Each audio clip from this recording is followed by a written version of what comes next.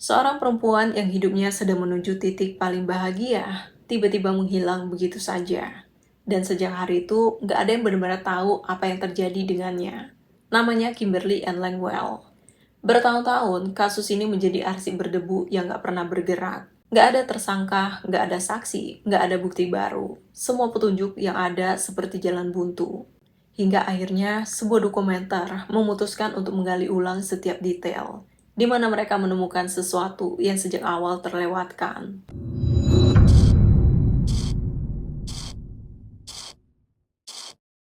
Sebelum kita mulai, jangan lupa klik subscribe dan nyalakan loncengnya, supaya nggak ketinggalan kisah-kisah kelam berikutnya. Sekarang, duduk nyaman, kita mulai ceritanya. Sebelum dunia mengenangnya sebagai bagian dari sebuah cold case yang membingungkan, Kimberly hanyalah perempuan biasa yang menjalani hidupnya seperti kita semua. Dan dari sinilah semuanya bermula. Kim lahir pada tanggal 24 Desember tahun 1965 di Houston, Texas. Di sanalah Kim tinggal bersama orang tua dan saudara-saudaranya. Dia terlahir dari keluarga yang sederhana tapi penuh kehangatan. Lalu saat dia masih remaja, Kim mulai menjalin asmara dengan seorang pria. Tetapi hubungan itu hanya manis di awal dan berakhir menyakitkan. Saat Kim berusia 18 tahun, dia melahirkan seorang anak perempuan bernama Tiffany. Sayangnya, nggak lama setelah kelahiran Tiffany, ayah Tiffany pergi meninggalkan mereka. Tetapi sebagai perempuan yang dikenal pekerja keras dan pantang menyerah, ditinggalkan laki-laki nggak bertanggung jawab nggak membuat Kim menyerah begitu saja. Setelah dia harus membesarkan Tiffany sendirian, Kim memutuskan untuk pindah ke kota Beaumont, Texas, dengan harapan dia bisa memulai hidup baru, juga bisa memberikan kehidupan yang lebih layak untuk Tiffany. Saat itu, Kim ingin membuktikan bahwa keputusannya melahirkan Tiffany adalah keputusan yang akan dia pertanggungjawabkan. Semenjak itulah, Kim harus bekerja keras sampai mengambil 3 pekerjaan sekaligus. Jelas itu bukan hal yang mudah. Apalagi dia harus merawat Tiffany sendirian tanpa sosok suami. Tetapi layaknya seorang ibu yang akan memberikan segalanya demi sang buah hati, bekerja habis-habisan nggak membuat Kim mengeluh apalagi menyerah. Di waktu-waktu inilah, Kim kembali menjalin hubungan dengan seorang pria bernama Terry. Sayangnya, hubungannya dengan Terry nggak semanis yang diharapkan. Pada awalnya, Terry tampak seperti pria baik-baik, tetapi setelah beberapa waktu menjalin hubungan dengan Kim, Terry mulai menunjukkan perilaku sebaliknya. Terry jadi lebih agresif dan sangat posesif. Seharian, dia bisa berkali-kali menelpon Kim hanya untuk tahu Kim sedang di mana atau dengan siapa. Terry juga memaksa Kim untuk menuruti semua kemauannya. Bahkan Terry nggak akan segan-segan melakukan kekerasan fisik jika mereka terlibat dalam sebuah perdebatan. Masalah inilah yang kemudian membuat hubungan mereka nggak bisa lagi dipertahankan. Dan tanpa ragu-ragu, Kim akhirnya memutuskan untuk mengakhiri hubungannya dengan Terry. Tapi Terry nggak bisa menerima itu begitu saja. Beberapa kali Terry memohon agar Kim mau mempertahankan hubungan mereka. Juga berjanji kalau dia akan berubah. Tetapi Kim tetap pada keputusannya. Dan ketika bujukan itu nggak bisa meluluhkan hati Kim, Terry mulai melakukan cara sebaliknya. Terry mengancam bahwa dia akan berbuat nekat kalau Kim berani meninggalkannya. Saat itu, Kim terlalu takut memutus hubungan dengan Terry. Dia khawatir Terry nggak main-main dengan ancamannya.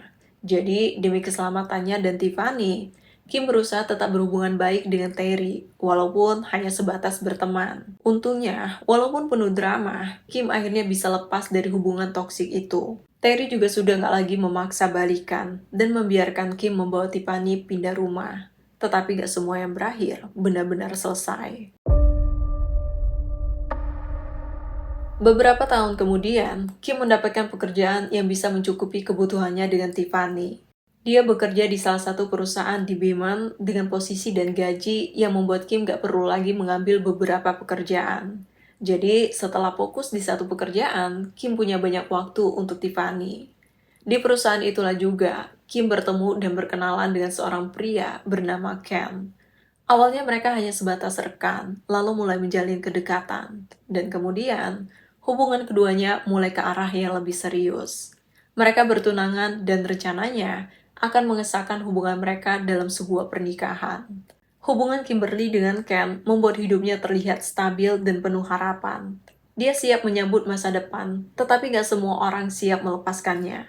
Dua pria lain justru mengganggu ketenangannya.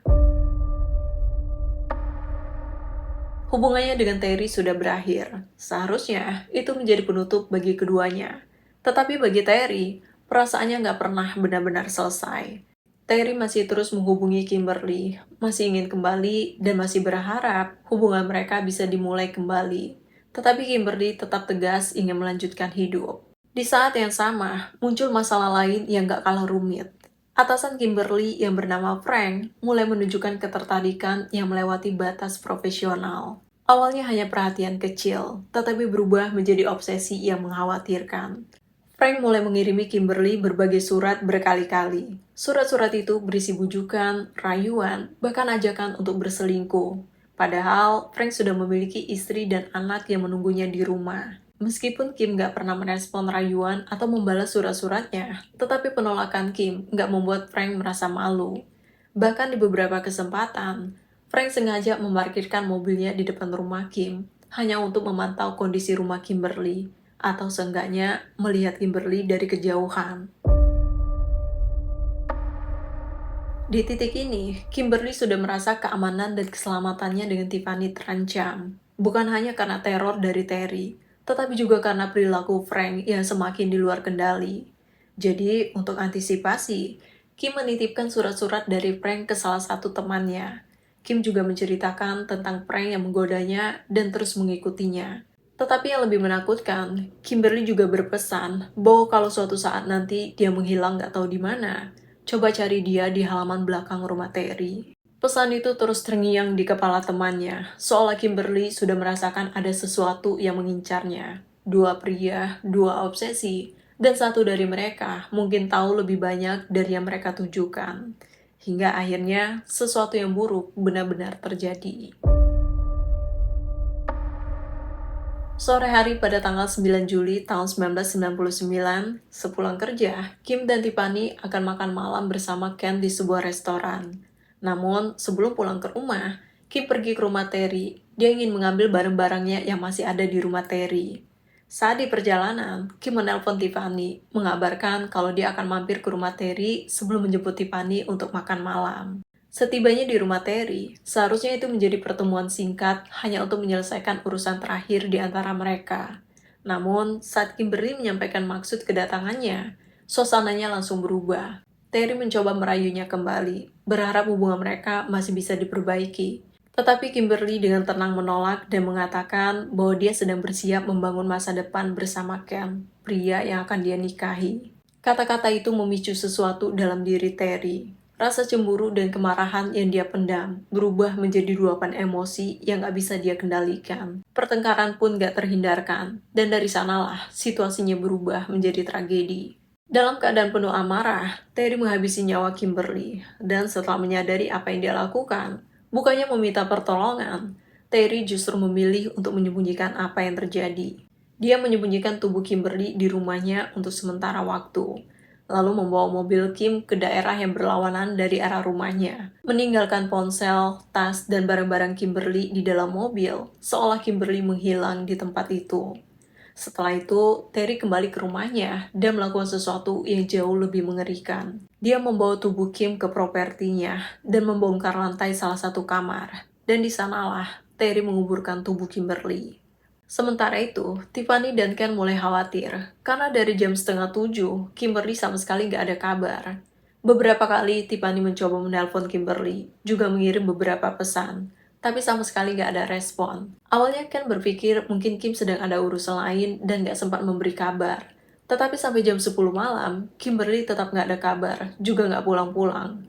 Akhirnya, Ken memutuskan untuk mencari tahu keberadaan Kimberly. Ken menyusuri sepanjang jalan yang biasa dilalui Kim pulang kerja ke rumah, memeriksa ke toko-toko sekitar, dan berhenti di beberapa tempat yang mungkin aja Kim ada di sana. Tapi Ken sama sekali gak menemukan keberadaan Kim. Sampai kemudian, Ken menemukan mobil Kim terparkir di depan salah satu apotik. Tetapi hanya mobil Kim yang terparkir di sana. Orang-orang sekitar juga gak ada yang tahu di mana si pemilik mobil itu. Saat itu, lagi-lagi Ken masih berpikir positif. Ken mengira mungkin Kimberly sedang ada janji dengan temannya, dan mungkin besoknya Kim akan pulang. Jadi, Ken memutuskan pulang ke rumahnya. Tetapi besok paginya, saat Ken melewati jalan itu lagi, mobil Kimberly masih terparkir di sana. Tiffany juga mengabarkan bahwa semalaman ibunya nggak pulang ke rumah. Saat itulah, Ken langsung bergegas melapor ke kepolisian. Dan tanpa menunggu lama, petugas kepolisian langsung melakukan pemeriksaan ke mobil Kimberly. Tetapi mereka nggak menemukan kejanggalan apapun. Nggak ada tanda-tanda perkelahian atau darah, kecuali barang-barang pribadi Kimberly, termasuk ponsel yang tertinggal di dalam mobil. Saat itu, penyelidik mendapat informasi dari Tiffany, di mana Kim sempat menelponnya dan mengatakan bahwa dia akan mampir ke rumah Terry. Hanya saja, saat mereka menginterogasi Terry, Terry mengatakan bahwa Kim hanya mampir sebentar ke rumahnya karena dia meminta bantuan Kim untuk melakukan beberapa pekerjaan terkait propertinya. Terry juga bilang di malam hilangnya Kimberly, dia ada di salah satu bar dan bermalam di sana. Keberadaannya terkonfirmasi, sehingga dia lepas dari kecurigaan. Polisi juga menginterogasi Frank, atasannya Kimberly. Tetapi Frank punya alibi kuat dan saksi yang membuktikan keberadaannya di waktu hilangnya Kimberly. Di tengah penyelidikan, polisi juga mendapat informasi dari salah satu teman Kim tentang pesan Kim yang mengatakan untuk mencarinya di rumah Terry. Sayangnya, pemeriksaan polisi ke dalam rumah, area rumah, termasuk halaman belakang rumah Terry, juga penggeledahan terhadap properti Terry, sama sekali nggak menemukan petunjuk apapun. Ahli forensik juga nggak menemukan apapun dari pemeriksaan mobil Kim. Lalu, polisi mencoba memeriksa setiap rekaman CCTV sepanjang rute perjalanan pulang Kim dari kantor ke rumah, dari rumahnya ke rumah Terry, sampai ke tempat di mana mobil Kim terparkir. Tetapi penyelidikan itu juga nggak membuahkan hasil. Dan pada akhirnya, polisi hanya bisa memasukkan nama Terry dan Frank ke dalam list terduga tersangka. Tapi nggak ada bukti atau petunjuk apapun untuk menetapkan siapa tersangka atas hilangnya Kimberly Ann Langwell. Puluhan tahun kasus hilangnya Kimberly menjadi cold case yang nggak terpecahkan. Tetapi sesuatu yang jauh lebih mengganggu mulai terlihat. Terry nggak pernah benar-benar melepaskan Kimberly. Dia masih terobsesi, seolah-olah nggak ada yang berubah. Dia bahkan mengubah ruangan tempat dia mengubur tubuh Kimberly menjadi kamar pribadinya. Selain itu, Terry juga tetap muncul dalam kehidupan keluarga Kimberly. Dia masih sering menanyakan keberadaan Kimberly, seolah hanya dialah yang peduli. Bahkan, pada satu kesempatan, saat Terry berpapasan dengan Tiffany, dengan santai Terry menanyakan apakah Kimberly sudah kembali. Pertanyaan yang terdengar biasa, tetapi menjadi sangat janggal, mengingat dialah orang terakhir yang bertemu Kimberly. Perilakunya tampak aneh, tapi baru terasa masuk akal setelah kebenaran akhirnya terbongkar bertahun-tahun kemudian. Tepatnya pada April 2024, tim dokumenter tertarik untuk mengangkat kasus ini dan berencana untuk membuat film dokumenter tentang hilangnya Kimberly. Mereka mewawancari keluarga dan teman-teman Kim sebelum akhirnya mewawancarai Frank dan Terry. Frank setuju menjawab semua pertanyaan. Hanya saja, dia tetap menyangkal kalau dia terobsesi dengan Kim. Juga menyangkal tentang ratusan surat yang dia kirim ke Kim. Dengan tegas, Frank menekankan kalau dia nggak pernah melakukan hal-hal buruk terhadap Kimberly, apalagi menculik Kimberly. Sementara Terry, dia selalu menolak untuk diwawancarai tim dokumenter. Tetapi para kru nggak kehabisan akal.